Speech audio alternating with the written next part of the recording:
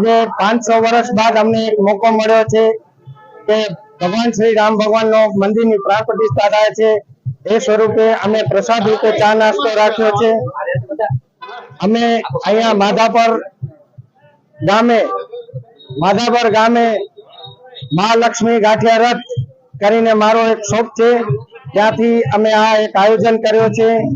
કન્યા શાળાની સામે માધાપર બસ સ્ટેન્ડ